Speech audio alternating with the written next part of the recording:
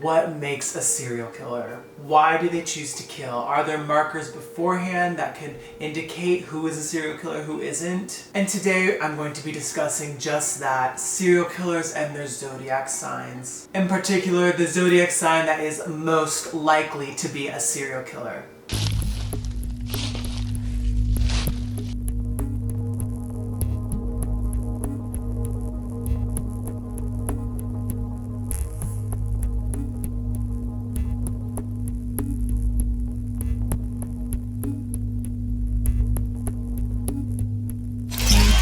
Hello, my name is Austin Maxwell, and welcome to my channel where I talk about the freaky, the creepy, the weird, and the bizarre. Today we are going to be diving into the sick and twisted world of serial killers. They have been one of the biggest subjects of interest and one of the darkest taboos of all time, mostly because of the question, what makes a serial killer? Why do they choose to kill? Are there markers beforehand that can indicate who is a serial killer, who isn't? And today I'm going to be discussing just that, serial killers and their zodiac signs. In particular, the zodiac sign that is most likely to be a serial killer. And according to multiple studies, this sign is always either in the number 1 slot or in the top 3, depending on the pure amount of killings that they've done, or simply just the disturbing nature. This sign has the most infamous serial killers in it, and that is the zodiac sign of Pisces. Pisces is a water sign that is portrayed by 2 fish, and they're known to be very emotional, very intuitive, very in touch, like spiritually. Pisces dates are from February 19th to March 20th. They're also known for being the most creative and also a very intelligent sign, using their imagination. They're big dreamers. Some famous signs that are Pisces that are known for more positive reasons include Albert Einstein, George Washington, as well as Steve Jobs. Steve Jobs is a little crazy. Some of their negative traits are from the fact that they are so emotional that they can be emotionally unstable. They can easily flip a switch. They're really sensitive. Now, does that have anything to do with them being a large percentage of serial killers? You tell me. But I will be ranking our Pisces serial killers today, sort of in an iceberg tier system, where I'll be starting off from least extreme to the most disturbing. The 4 tiers are going to be bad, horrible, sick, and twisted. And just a trigger warning, this video is going to have it all. It's going to have violence, assault, sexual assault, cannibalism, necrophilia, basically the worst of the worst. So if you're easily disturbed, click off now. Also, as a preface, I am not a professional astrologer, nor am I a detective. All of this is just based off my interest and what I found online about this. And no, just because you are a Pisces, I do not think you're a serial killer. It just means you have a higher chance of being one. And without further ado, let's get into our first tier. So first up on our bad tier, we have John Stratford. John Stratford is a British serial killer who is also famous for serving the longest prison sentence at 55 years. A lot of people actually consider John Stratford to be mentally disabled. He has an IQ of only 58 and a mind of a 6-year-old. But regardless, he did still commit horrific crimes. Growing up, there were several red flags as a kid. We're talking torturing and killing animals, which is always, I think everyone on this list has. Breaking and entering, stealing. When he was 21 years old, he rode his bike to go see a movie. And while riding his bike, he saw a 5-year-old playing on the front lawn. She was picking flowers and she was unsupervised. So he went up to her and he told her that he knew a better place where they could go pick flowers. So then he took her, and while they were hopping a fence, she accidentally hit her head and this knocked her unconscious. And while she was unconscious, he would then go on to strangle her. Afterwards, he left the body there, he'd go get his bike and rode to the movies. Initially, they wouldn't connect this murder to him. Less than a month later, while he was on his way to the movies, he met this 9-year-old girl, and he told this 9-year-old girl that there was another movie playing at a different movie theater and that he knew of a place where they could go pick flowers. So the two of them boarded a bus to go to this secluded meadow, and once in the meadow, he would strangle the little girl there. Now this killing was a lot easier to trace back to him because there was a bunch of witnesses that saw him on the bus with this little girl and that saw him in the meadow with this little girl. So they were able to trace him, then he would later confess to the other girl. He'd be sentenced to a mental hospital under degree of insanity. But soon after he was sentenced there, he would hop the fence and escape, and while he was escaping nearby, there was a girl on her bike. Oh my god, you gotta keep this guy away from bikes and 5-year-old girls. And he would go and strangle her as well. And because of this, he would be charged for murder again, and this time he'd be sentenced to a jail and at a high security facility where he'd spend the rest of his life and die at the age of 77 in 2007. I put John on this tier. His crimes were as sophisticated as other people's, and although they were horrible, they wouldn't be as brutal and torturous. And he only had 3 victims and was only active for a month. So he goes on the low tier. Alright, and moving on in this tier, we have our next entry of Peter Woodcock. It's actually a very similar case to Stratford. Peter Woodcock was a Canadian serial killer.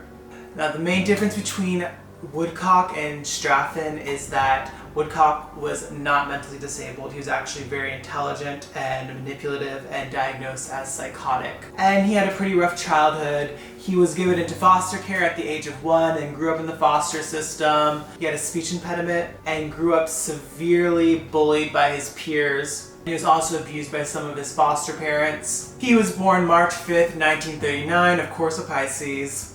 He showed a lot of red flags in his childhood also. In his teen years, he'd ride around on his bike and assault young children. So originally it'd be mostly assaults against young children. When he was 17 years old, he'd commit his first murder against a 7-year-old boy. And then a month later, he'd murder another 9-year-old boy. Both of these murders were murders by strangling, and there's no evidence of assault, although forensics did show that he undressed them, then redressed them. He also placed paper clips around them like a ritual, and took a crap next to one, which I don't know why. I don't know. He'd then go and murder his 3rd victim, a 4-year-old girl who he tricked saying that he'd give her a ride on his bike. And once he got her alone, he choked her and then violently, graphically killed her. But this would be the murder that he got caught for, as multiple witnesses saw him take this little girl on his bike. He'd then be sentenced to very high-level security mental hospitals until he was 52 years old, where basically he had good behavior and he was considered non-violent. So they let him have a escorted day pass, which basically someone comes in and he can roam around as long as he's with this person. The only problem is the person they let him go with was an old patient at the hospital who had been charged for murder as well, but he was let off. I don't know why they're letting all these people out who have been charged with murder. Basically, Woodcock manipulated this guy and convinced him that if he murdered this other patient who was released from there, that all of his financial troubles would go away. So Woodcock and his supervisor ex-patient met this man, and once they met this man, they brutally murdered him. They decapitated him, sodomized his dead body, and afterwards, Woodcock would simply walk to the police station and confess to everything. They put him back in the mental hospital and he'd stay there till he died. He commented saying that, "I'm accused of having no morality, which is a fair assessment because my morality is whatever the system allows. It's always someone else's fault." Next up on our lowest tier, we have Timothy Wilson. Timothy Wilson, also known as the Southside Strangler, would go on to murder 4 women. He was only 24 at the age of his crimes, and he would break into women's homes when they were home alone. He'd often cut a hole in the screen, open a window, and once he got them alone, he would bind and strangle his victims. Their ages were 15 to 44. And he was actually caught using DNA evidence. He was the first serial killer to ever be caught using DNA evidence in 1994. He was sentenced and put onto the electric chair in 1994. And I put him on this low-ranking list because it's kind of just a standard serial killer MO. Nothing too out of the normal for this case. And the last entrance on our lowest tier is Stephen Robert, also known as the Grinder Killer. I was a little bit caught in between whether he should be on this tier or the 3rd tier, but I ultimately decided this tier because it didn't take long for him to get caught. He only killed 4 people. Also, it seems his murders didn't have sort of the preemptive thought process as some of the other serial killers further up on the list. So Stephen John Port, also known as the Grinder Killer, was a homosexual man, and he was 38 years old when he would start his killing spree. He would find younger men ages 21 through 25 through Grindr, a gay hookup app. Watch out for those apps, guys. And basically he'd meet with them and he would drug them with basically a date rape drug. Authorities believe he accidentally overdosed them. They don't think his murders were intentional because the way he disposed of the bodies and the way he killed them was very unorthodox and unplanned. For example, after his first victim overdose, he just put him across the street from his flat and called the cops and said someone was having a seizure and they were drunk or something. The other 3 people he overdosed, and he disposed of the 3 bodies and just throwing them in a local cemetery. He'd soon get caught once police found out that he hired his last victim as an escort. He was found guilty for 4 counts of murder and 11 counts of sexual assault and was sentenced to life in prison.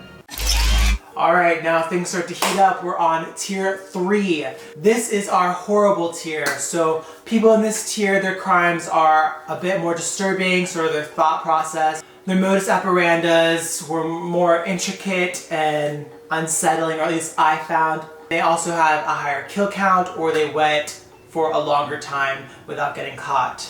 Our first entrance on this level is Albert Fish. Albert Fish is an older serial killer active in the early 1900s.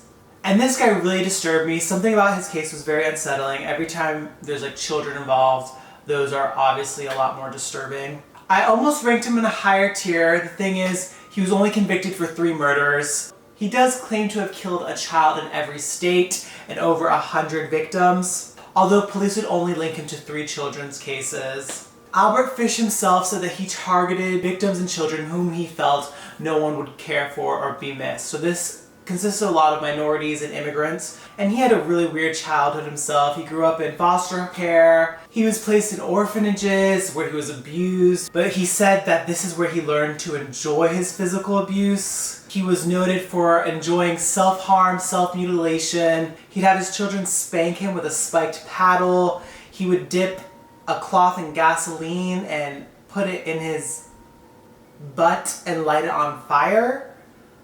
I don't know, like, the nice way to say that. When he was 20 years old, he'd get married to an 11-year-old, and then together they'd have 7 kids. He worked as a male prostitute and waiter and said that he would often find young boys to sexually molest, and his crimes would also start escalating. He'd be in and out of jail. He'd also enjoy stabbing himself with needles. And basically, while in jail is when he would start to become obsessed with this idea of cannibalism. Some man told him that while in China, no child was safe on the street because they would kill the children like younger than like 6, and then they would sell them as like meat on the streets. I don't know if that's true or not. And he told Fish that this was the best meat that he'd ever tasted and that it was like sweet and stuff. So this is what inspired Fish to want to eat children. Fish would eventually get caught after he kidnapped and murdered a 10-year-old girl. He tricked her family and told them that he wanted her to come meet his niece who was having a birthday party. So they let their 10-year-old daughter go with this strange old man to the city. He did not have a niece and there was no party. Unfortunately, the family would never see their daughter again. He took her to an abandoned house where he murdered her and then ate her, and then sent a detailed letter afterwards to her family on how he did so. In it he said, how she did kick, bite, and scratch. I choked her to death and cut her in small pieces so I could take my meat to my rooms, cook and eat it. How sweet and tender her little ass was roasted in the oven. It took me 9 days to eat her entire body. After this letter, the police were able to track him down, where they arrested him and he confessed to the murder and doing a whole bunch of other murders. But police speculate that he was schizophrenic and he might have been lying about the other murders, which I hope he was. Anyway, he was sentenced and executed by the electric chair. Super creepy, would have ranked him higher if more of his killings were confirmed. In total, killed 3 confirmed victims in the time span of about 10 years. And our second entry on the 3rd tier of horrible is our Canadian serial killer, William Patrick Fife. William Patrick would be convicted of murdering 5 women. He was a handyman, so his nickname was the Handyman Killer. He would start his killings young at only the age of 24 in 1979. He'd usually just get in his car, drive all the way across the country, and then brutally beat his female victims to death. His murders took place over a span of 20 years. Can you imagine 20 years going uncaught?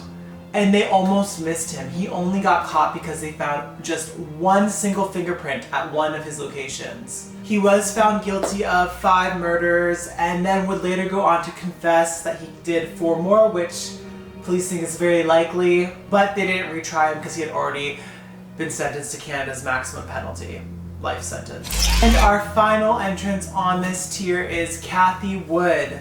Born March 7th, 1962, her and her lesbian lover, Gwendolyn Graham, would meet at a nursing home where they worked as nurses' assistants at a place called Alpine Manor. They were first friends and then would become lovers and would go on to murder a total of 5 elderly women who had Alzheimer's at this nursing home. The two claimed that they killed these women as a love bond, saying it would bring them closer together because they would both have this secret and would have to stay together. And it was actually really easy for them to commit these murders. They'd go on murdering for a while without raising any suspicion, simply because people just assumed that these old ladies were dying from natural causes. They'd only get caught because Kathy, she was mad that Gwendolyn was seeing another woman, and as a result she'd go and tell her ex-husband about the murders, who would then go and tell the police. So once police brought Kathy in to question her about the murders, Kathy would end up confessing, and she would say that Gwendolyn was this domineering person who was manipulating her, and basically how it went, Kathy would keep an eye out while Gwendolyn would smother the old women to death. They were only able to exhume 2 of the 5 bodies because the other 3 had been cremated, but in all of the autopsies it showed that the woman died of natural causes, which is common. It's hard to show up in an autopsy that someone died from smothering. While in court, Kathy painted herself as the victim and was only sentenced to 40 years, whereas Gwen, her girlfriend, was sentenced to life. But it would come out later on that people suspect Kathy was a lot more involved in the murders than she was leading on. Her friends, her co-workers, and exes all claimed that she was really manipulative, sadistic, and enjoyed wreaking havoc on other people's lives. And it said she only turned herself in because she was mad and was getting back at Gwen for cheating on her. Psychologists also backed the theory, saying Gwen lacks the intelligence or sophistication to mastermind these murders. Kathy was actually released last year and is believed to be staying in South Carolina with some family. So if you're in South Carolina, watch out. Alright, and now we are going into our second tier, the twisted tier, starting off with Aileen Wuerno, our second and last female serial killer on this list. Aileen was born on February 29th, 1956. She is known for being the first American female serial killer, which isn't technically true, but she did kill her victims more like as her male counterparts would. She found them, she killed them, and she operated by herself, whereas a lot of other female serial killers work as like a duo. She'd go on to murder 7 men within 1 year, and she's a very controversial serial killer. She has like a very strong following of people who argue for her innocence and saying that she was a victim, but I guess I'll let you be the judge here. Aileen had a troubled childhood. She grew up and was raised by her grandparents. Her grandfather and his friends abused her. She was pregnant by the age of 14 by one of her grandfather's friends. She'd end up giving up the child for adoption. She was in trouble with the law, in and out of jail a lot throughout her whole life. She mostly worked as a prostitute. All of her victims were Johns that she picked up off the Florida freeway. Florida, my home state. She'd pick up these Johns, go with them to a secluded place in their car to give them sexual favors, and she would shoot them point blank in the head. She says her first murder was done out of self-defense and said that he was trying to and brutally beat her. It should be noted that he was a convicted rapist and felon. Her stories for the other murders were inconsistent. She claimed that she killed them out of self-defense because they had raped her, but then later she said that she wasn't raped, but they would have raped her. So they were kind of inconsistent, we're not sure. But after she killed her victims, she would rob them of whatever possessions they had on them, steal their car, and go pawn off their items at pawn shops. This is how she would get caught. Police would eventually find items from her victims in pawn shops and find her fingerprints on them. Her girlfriend would testify against her in court and she would be sentenced to death by lethal injection. They'd go on to make a critically acclaimed movie starring Charlize Theron called Monster, and I just have to read her last words because they're very interesting. "I'd just like to say I'm sailing with The Rock, and I'll be back like Independence Day with Jesus, June 6th, like the movie, big mothership and all." Amen, girlfriend. Next on tier 2 of sick, we have Eric Edgar Cook. Eric was an Australian serial killer, active from 1958 to 1963. He would go on to assault 22 people known and then kill 8 victims. He was born with a cleft palate and was severely bullied his entire life because of it. Some people don't think he was mentally all there. He grew up in abusive, broken homes, was placed in orphanages and foster cares. He'd get into a lot of trouble with the law and would go in and out of jail multiple times in his life. His crimes are really random, violent, and overall just kind of bizarre. Normally most of these serial killers, as you see, have sort of MO where they would target specific people and have a specific way of killing them and a specific way of disposing of their bodies. Eric was pretty random. Be accused of having necrophilia, shooting, robbing, as well as assaulting. He was eventually caught because after he shot one of his victims, he left the gun at the scene, and then so police set up camp and waited for someone to come back, and then they caught him retrieving the gun, and then he confessed to everything. He ended up being sentenced to hanging and said that he deserved it for what he had done. Our next serial killer is Todd Kohlhepp, and he is on our second tier. He's an American serial killer convicted of killing 7 people over the span of 13 years. However, only 3 of them were like your typical serial killers. Growing up, he showed several red flags. He was born into a divorced family. He didn't see his father for 8 years. He lived with his mom, who he resented. He would shoot a dog with a BB gun, as well as kill his pet fish by pouring bleach in their water. His mother had put him in counseling, and his counselor said that he was obsessed with sexual content. By only the age of 15, he kidnapped this 14-year-old girl with a .22 revolver. He took her to his house, tied her up, bound, raped her, and then afterwards he walked her home and told her if she told anyone, he would hurt her younger siblings. But fortunately, she did tell the authorities, and they placed him in prison for 15 years, and he was registered as a offender. While in prison, he did finish his undergrad. I guess you could finish your undergrad in prison, and he was really intelligent. He was released in 2001 at the age of 30 and would become a real estate agent. He lied about his offender status and crimes, and he'd be really good at real estate actually. He's very ambitious and intelligent and charming. He'd actually become one of the top selling real estate agents and open his own firm with dozens of employees working under him. This is why you can never trust anyone, especially if they're rich. In 2016, he'd purchased over 100 acres of land in South Carolina, and this is where he would commit his kidnappings and murders. He tricked a couple into coming over under the pretense that they were going to clean his house, but once they went there, they went missing. No one ever saw them again. So out of the couple, the boyfriend's mother was getting worried that she couldn't contact her son. She was getting weird text messages, and she couldn't get in contact with the girlfriend, so she contacted the police. It turns out it was actually Todd who was the one who was texting his mother, and that they tracked down to where the phone was last used, and that's where they found the boyfriend's body. So they searched Todd's property, and they found that the girlfriend was still alive. Todd had kept her chained up in a storage unit where he would repeatedly rape her and threaten that if she did anything, she would kill her like the others. So once they found the girl, they arrested Todd, and they found the bodies of the other couple. Once they were interrogating Todd, he would also confess to the murder of 4 other people. Apparently in 2003, he had bought a motorcycle and went to return it, and at the store they made fun of him for not knowing how to ride a motorbike. So he got mad and walked in with a gun and just shot all 4 employees. And they would have never caught him if he had not confessed to it. But he is now sentenced to life in prison. Alright, and our next and final entry on tier 2 is Robert Joseph Silveria.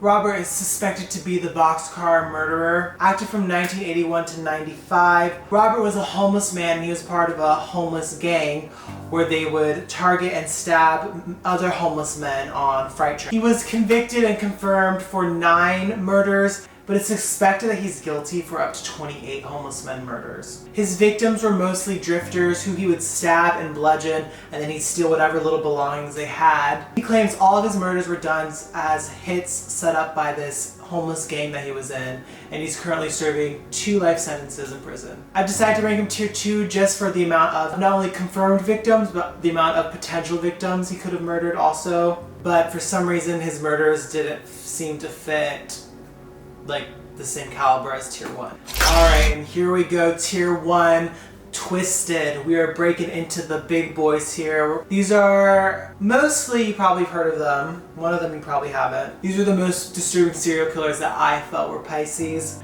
We have Dennis Rader, also known as the BTK killer. Dennis was an American serial killer, was active from 1974 to 1991. He was known as the BTK, also known as Bound, Torture, and Kill. He said growing up, his parents ignored him, particularly his mother. He had all this resentment for, and that's why he had anger issues. Okay, Dennis, we don't kill people because of this. And as a child, of course, he would torture and kill small animals, which is like the #1 red flag. If that's your kid, watch out. As a kid, he liked to spy on female neighbors dressed in women's clothing. As an adult, he also had a cross-dressing fetish. Here are some photographs. He liked to dress as a woman, put on a woman's mask, and pretend that he was his own victim. Which, I mean, what in the Buffalo Bill is going on here, people? What type of Silence of the Lambs? But for the most part, no one suspected him of having anything to do with these serial killers, which those people are always the worst ones. The ones you don't expect that just act as normal people in society. That's what I'm scared of. He got married, he'd have kids, he was part of his Lutheran church, he was the president. He did get in trouble for stalking a few women who reported him. He was also like a dog catcher, and people said that he was unnecessarily cruel to women's dogs. Like he killed one lady's dog for no reason. His first murders were in 1974. He'd killed 4 members of this family. It was the parents and the 2 kids that they had at home. Their other 2 kids that were at school would come home to find their dead, murdered bodies in the house. After that, he'd go on to stalk and kill 3 more women between 1974 and 77. Another woman in 1985, whom after he killed this woman, he then brought her to his church, repositioned her dead body, and tied it up in different bondage positions and took pictures of it before disposing of it. And his last victim would be in 1991. All throughout this time period, he kept sending these really weird, cryptic letters to the police, also demanding for media attention. Then he'd go silent and go uncaught. BTK killer went as a cold case. They had no clue who was this killer, and he stopped killing randomly until in 2004 he started communicating with police again, sending them these taunting letters and whatever. He'd eventually get caught after he asked the police if they could trace someone based off a floppy disk, and they told him no, which of course they're gonna like lie to you, Dennis. So anyway, he then sent them a letter on a floppy disk, but the police were able to go on the floppy disk and find that there was a deleted file on the disk that had the name of his church as well as his first name, Dennis. So once they tracked down the church and they found him named Dennis, the president of the church, they found their guy. They also found that his car was the same car that matched the description in one of the previous crimes. So they took a sample of his DNA and it did match the DNA they found on the crime scenes, and he is now sentenced to 10 consecutive life sentences. Our next tier 1 of our Pisces killers is Richard Ramirez, one of the most famous serial killers of all times, also known as the Night Stalker. He was immensely feared and had caused this huge media storm. His murder spree would go on from 1984 to 85. He would terrorize Los Angeles and the people of Los Angeles, where he'd normally break an entry, beat, rape, and torture his victims. His first victim was a 79-year-old that he broke into her home and stabbed her to death while she was sleeping and nearly decapitated her with just his hands and a knife. Several of his targets were vulnerable people, elderly, women, and the disabled. He also frequently targeted couples where he would murder the husband while he was sleeping, and then he'd wake up the wife to steal her valuables and then rape her and make her pledge to Satan, and sometimes killing her, sometimes not. In total, he burglarized 14 homes, sexually assaulted 11 women, murdered 13 people, and attempted murder on 5. And some really crazy stuff happened during his murders. One couple, he would shoot the man and then he would bound the wife. And while he was ransacking the house, the wife escaped from the binds. And then she found her husband's shotgun. And then he walked in and saw her, and then she got the shotgun and went to pull it and shoot him, but then she realized that it was empty. And as a result, Ramirez was so mad that he shot her, then he violently stabbed her and then gouged out her eyes. Ramirez's entire case was highly publicized. People were so scared of him. He was literally the living boogeyman. People thought that they could be next because he was just breaking and entering into random people's home and killing them. Eventually, police caught him and identified him. They posted his pictures all over every magazine, all over the TV, and he didn't even know that they had done this. The day that they did this, a bunch of women recognized him as a serial killer in the gas station, and they all started pointing at him. Then a big group revolved around him. He tried to jump someone's car and steal it, but they wouldn't let him. And eventually this huge crowd hunted him down in Los Angeles and beat the crap out of him until police would get there. Now, that's poetic justice. He'd then go to trial, which his trials were highly publicized because he was doing his pledge to Satan on his hand and everything, and he'd eventually get sentenced to life in prison. And we have the sick, the twisted, ranking him top tier. I think he's the most disgusting serial killer. Something about his case disturbs me. It's so disturbing. We have John Wayne Gacy, also known as the Killer Clown. Gacy was convicted of 33 sex murders between the years of 1972 and 1978. He had a bad childhood, he was overweight, and his father was really abusive towards him. But he was really close with his mom and his sisters. He would end up getting married at the age of 22 to his first wife and have 2 kids with her. Now his first wife's father was actually really, really rich, and he'd help Gacy build these KFCs, and Gacy was making a lot of money for only a 23-year-old. He was making it estimated, it'd be $300K in today's terms. And Gacy was actually really charming despite his gross demeanor. He'd become an active member in the Junior Commerce, which is a business, fraternity kind of. He was also very active in the Democratic Party. He even would meet the First Lady, Rosalind Carter. And he also liked to dress up as a clown and go entertain for sick children's parties. It's creepy. This is, of course, why he became known as the Killer Clown. And to be honest, he should have been caught a lot sooner than he did. He was repeatedly doing weird, creepy stuff. He'd come on to a bunch of teenage boys that he would hire, and he'd come on to them and also throw these parties where he'd give them alcohol and drugs. He'd eventually get prosecuted for a 15-year-old that worked for him that was also a son of his friends. He was supposed to be sentenced for 10 years. As a result of this, his wife divorced him and he never saw his wife or his 2 kids ever again. He was sentenced for 10 years but only ended up serving a fraction of that. Once he got released, he decided to start his own contracting business, which was really successful, and he was really rich again. And of course, he would hire a bunch of teen boys to work for him. Most of his victims were male prostitutes or the young teenage guys that were working for him. Most of them he would trick into putting on handcuffs behind their backs. He would first say he had a magic trick. He'd show them the handcuffs, put them behind his back, and then he'd hide a key and unlock it in between his fingers, but they didn't see it, of course. So then he'd convince them to put it on, and then he'd tell them that the secret was you'd have to have the key to get out. Afterwards, he'd brutally rape and torture his victims. Oh my god, some of the stuff he did, bizarre stuff. He put out cigars on them, he'd make them act like horses and ride them. He'd also force them to crawl into the bathroom where he'd drown them in the bathtub only to revive them again and then drown them again to prolong his torture. And when he was done and ready to murder them, he'd normally do it by putting a rope tourniquet around his neck and twisting it slowly and progressively, telling them that this was his last trick. He said that he'd normally have them convulsing for 1 to 2 hours, or they'd die from asphyxiation from the gags in their mouth. He'd eventually go under suspicion of the police once Robert Priest, one of his, a 15-year-old boy that used to work for him, went missing, and it was reported that he was last seen with him. Once police heard that and looked into Gacy and saw that he was a offender, which, like, shouldn't they have known this sooner if a few of his employees were going missing? Like, no one thought of this?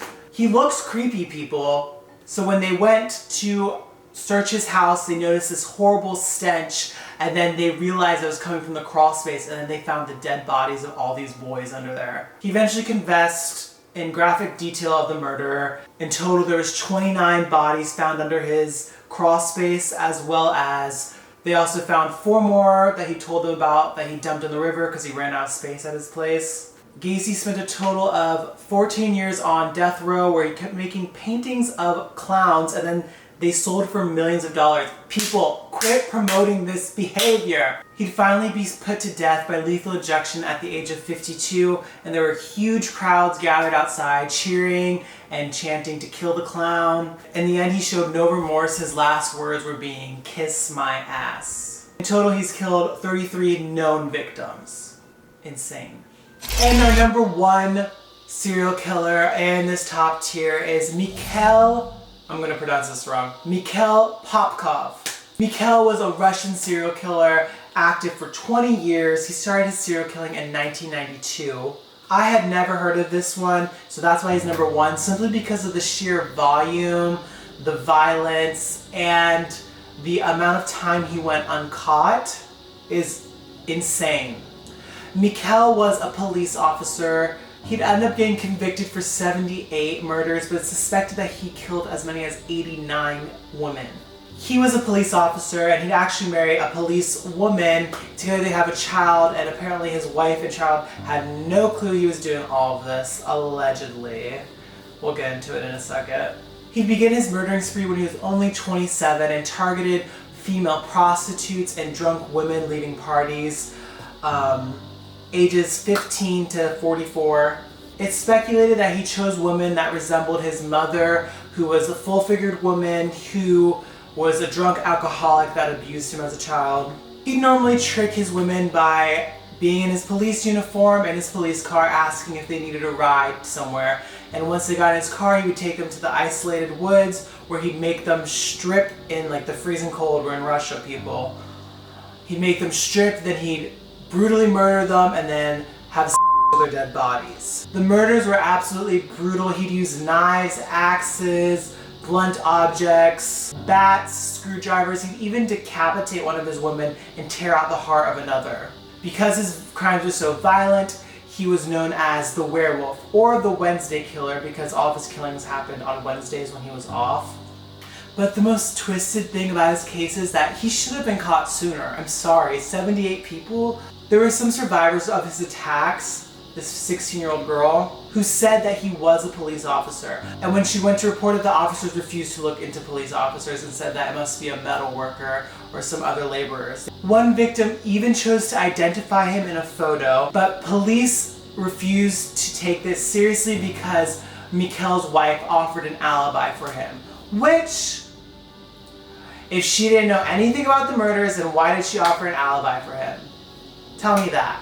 He was active from 1992 to 2010 and would be eventually arrested in 2012 once police officers noticed a pattern that there were police car tracks on on almost a lot of the crime scenes, which you'd think they would have noticed that sooner. So then they knew that it had to be a police officer, and they also had DNA testing. So they took DNA testing they did a huge scan of a bunch of police officers, and it matched with Mikhail's. When they asked him what his reasoning, why he killed these women, he said his first victim, he just felt a sudden urge to kill her, and so he did. And they asked why he stopped, and apparently he had contracted syphilis from one of his victims that left him impotent, and after that he said he didn't feel the urge to kill anymore. So psychologists claim that his crimes were sexually motivated. He's currently serving multiple life sentences for 78 murders. And he even confessed to more, but they won't try him for it because he's already has like the maximum penalty. And there you have it, a definitive ranking of the Pisces serial killers. Let me know, what do you think down below? If you think these Pisces are somehow linked some way because of their zodiac sign, Also, if their modus operandi seems similar. Also, if you like a part 2 or a different zodiac sign, because there are some other high-profile zodiac signs of serial killers, I might do a part 2 of this series. Let me know down below. If you want to keep up with me, follow me on my socials. TikTok, I'm really active there. I post a lot of astrology and true crime there. And Instagram at the Austin Maxwell. And until next time, stay safe out there.